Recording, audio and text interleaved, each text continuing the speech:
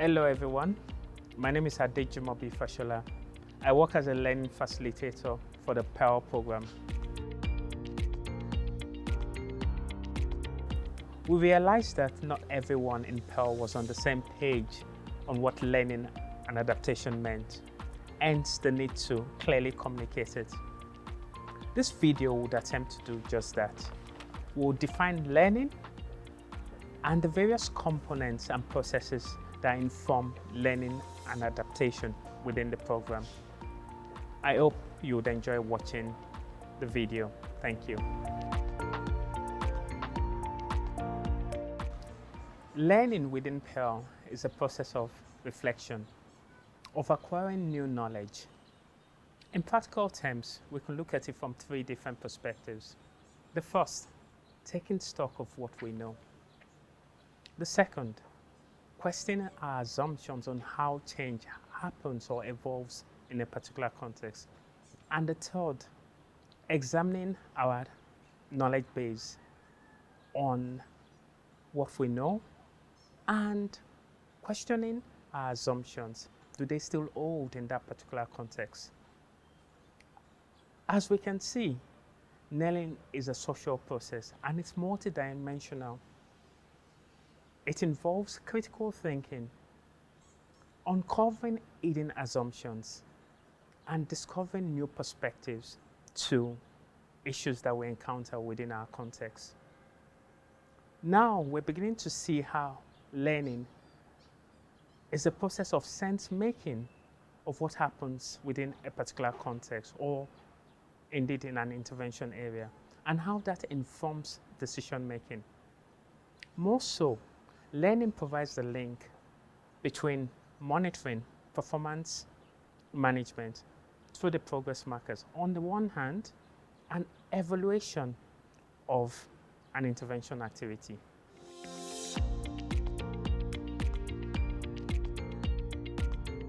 Learning and adaptation are two sides of the same coin.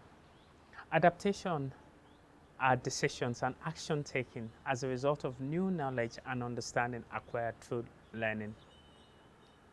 As PERL is an adaptive program, it's particular on how intervention strategies and approaches are informed by learning within each context.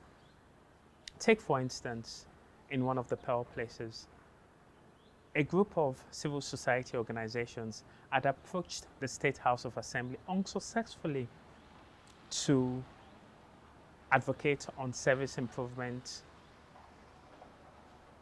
in the health sector. Then the governor appointed a new commissioner. The PERL team in that locality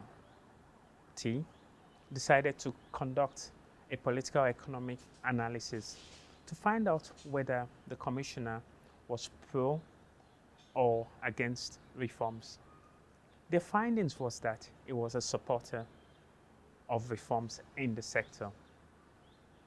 With that knowledge, the PERL team engaged the commissioner, and during their engagement, they brokered a linkage between the civil society group and the commissioner. And this assisted the advocacy campaign in gaining traction with the state legislators. What we can see here is learning through acquisition of knowledge, through the political economic analysis that was done to find out the position of the commissioner and using that knowledge to adapt an intervention in brokering that linkage between the CS groups, the civil society groups, and the commissioner, which now has traction with the legislative houses. That's a clear example of learning and adaptation and how they link and are yet different from one another.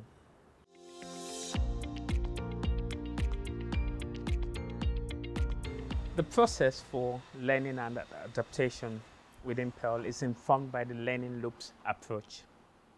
The learning loops are on three different levels and also within three different time frames: the short, the medium, and longer term. Now I would explain the learning loops. The first is the single learning loop, and it's informed by this question: are we doing things right? Here, there's a focus on activities along the pathway We're trying to find out how they've planned out, whether we've achieved any of our activities. So the single learning loop is informed by short-term working practices and the results that emerge from such practices, and is underlined by what activities we've actually done within a quarter or any other time within a short time frame. Second, we have the double learning loop approach. We're looking for emerging patterns or trends within a particular context. We're looking to understand assumptions that inform our approach within a context. We're looking at our strategic pathways and indeed our internal processes, how it informs developing interventions. The watchword here is how we work within the context. We're looking at how PERL is achieving its objectives. Lastly, we have the triple learning loop approach. Here we're asking the fundamental question, what is right? The program asks itself why it does what it does within the context of the country. The guiding principle here are the 10 propositions for us to understand what is right to do in intervention activities and why.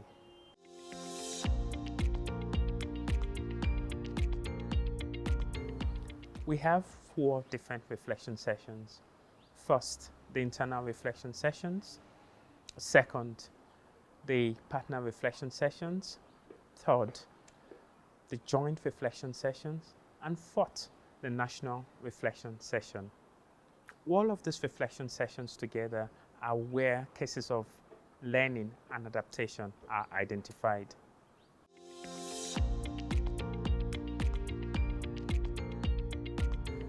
Let's start with the internal reflection sessions, which is held quarterly. During these sessions, the reform facilitators reflect on activities on the strategic pathways. Here, they are reporting on the progress made on those activities, if indeed any new findings have emerged or actions being taken by the partners.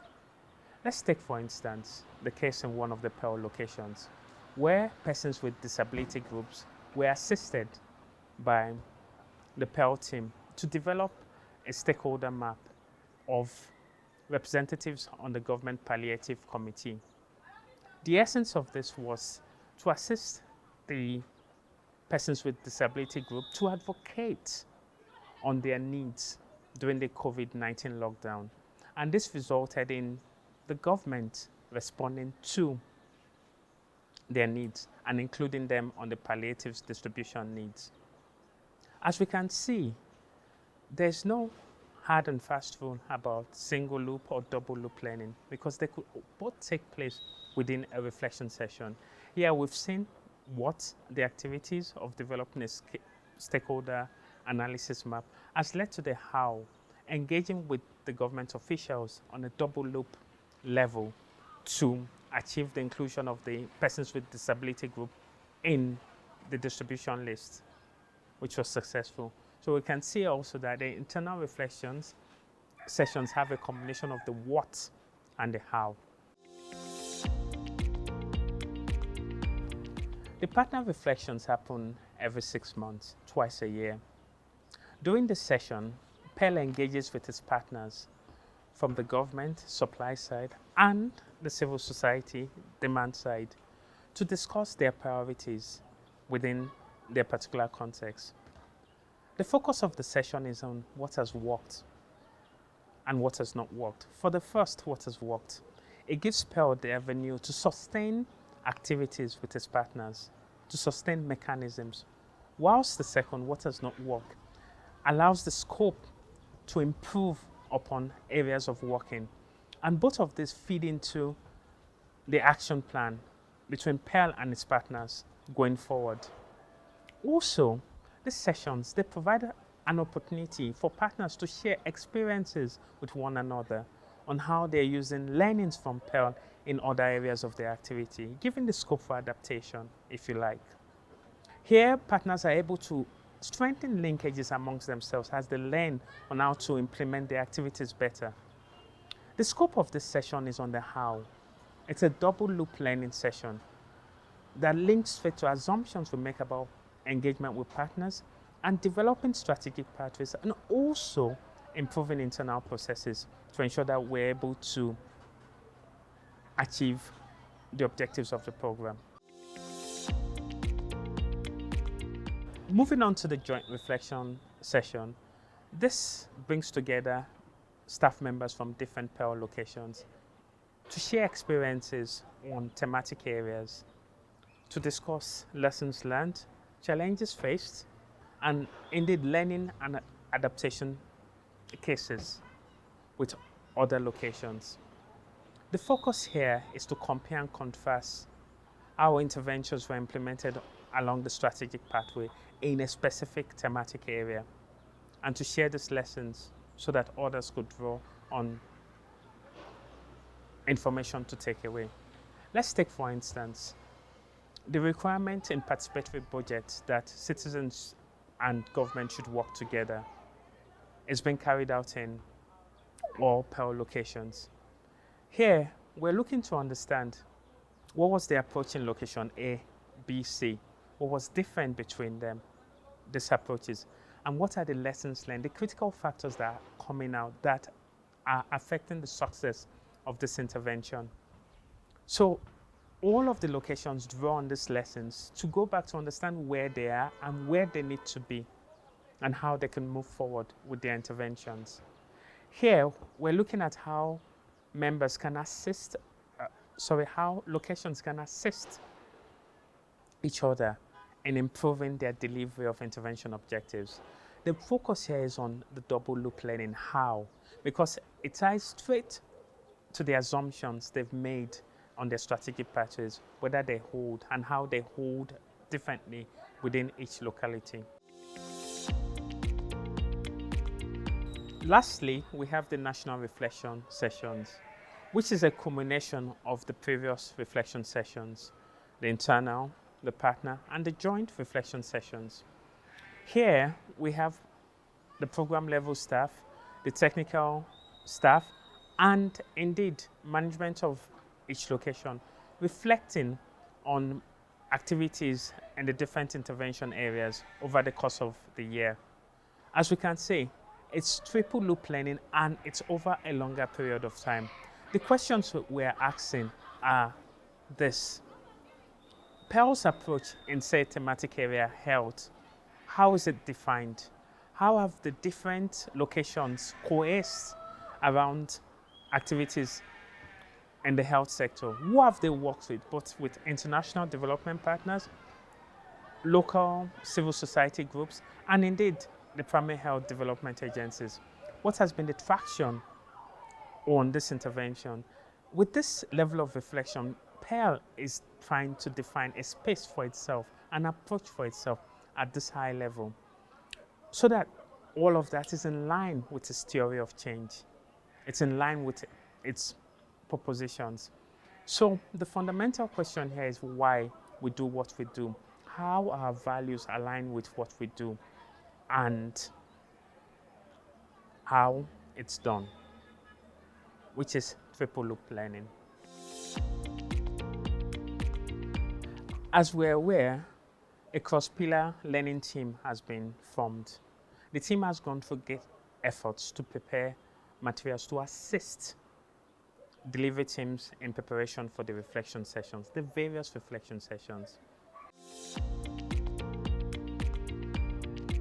I'll describe the two main materials now: the roles and responsibility metrics and the template for questions. The roles and responsibility metrics is for each individual reflection session, so we have 4 of those, that describes activities of staff before, during, and after the reflection sessions. It helps staff prepare for the session in a way that would add value to their contributions by telling them what to do before the session and how to act during the session, And if indeed they have any role to play after the session, it describes that. For the templates, what we have done is to create questions for each of the reflection sessions so that it would help the reform facilitators and indeed other participants, say on the national reflection level, to focus on their responses and frame their responses to add insight and value to the sessions. Lastly, we would continue to hold our briefing sessions as well that would reinforce all of this, both the roles and responsibilities and how to respond to the questions before each of the sessions.